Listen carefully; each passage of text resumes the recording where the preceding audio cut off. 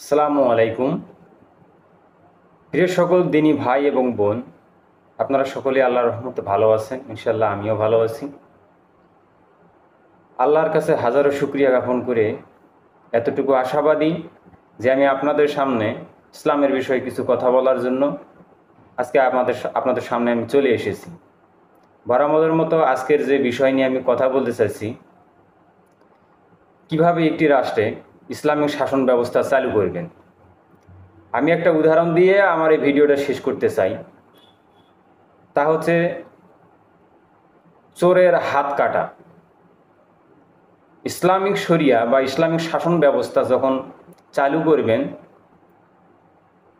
আপনারা দেখেন কোনো এক ব্যক্তি যদি কারো দোকান থেকে কোনো অর্থ অথবা কোনো বস্তু, যেটা অনেক মূল্যবান সম্পদ, এটা যদি কখনো চুরি করে ফেলে, তখন ইসলামিক শরিয়া কি বলে, অর্থাৎ কিভাবে যদি সে টাকার পরিমাণ অনেক বেশি করে ফেলে তাহলে তার হাত কোথা থেকে কাটতে হবে সে ব্যবস্থা করে দিয়েছে। যদি টাকার অঙ্কটা কম হয়ে থাকে তাহলে তার হাত বা নখ কোথা থেকে কাটতে হবে সে ব্যবস্থা ইসলাম শরিয়া করে দিয়েছে।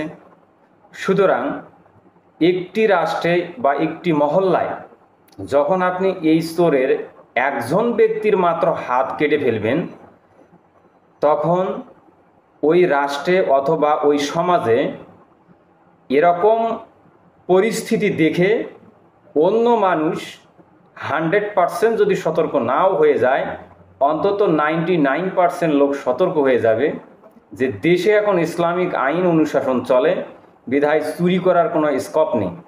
যদি স্কোপ তৈরি করেন তাহলে আমাকে ওই খাতে পড়তে হবে, হয়তো আমারও এই হাত এখান থেকে চলে যাবে। তার মানে এটা ইসলাম শরিয়া যখন প্রয়োগ করলেন তখন 100% ফলাফল পাবেন। পৃথিবীতে এটাই নিয়ম।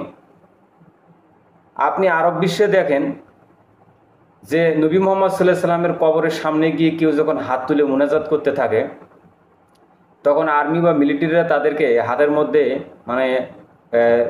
হাতে হাত লাগিয়ে বা লাঠি দিয়ে হাত সরিয়ে দিয়ে ওখান থেকে সরে দেয়।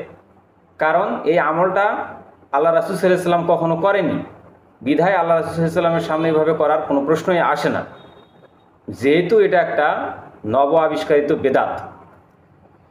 অতএব যে কাজগুলো আল্লাহ রাসূল করেনি সেটা এখানে হবে না, এটাই সংবিধান। আরব প্রাচ্যে আরও দেখেন, যখন আপনি চুরি করবেন তারা কি করে, চোরের হাত কেটে দেয়। সে যা করেছে সেই পরিমাপই।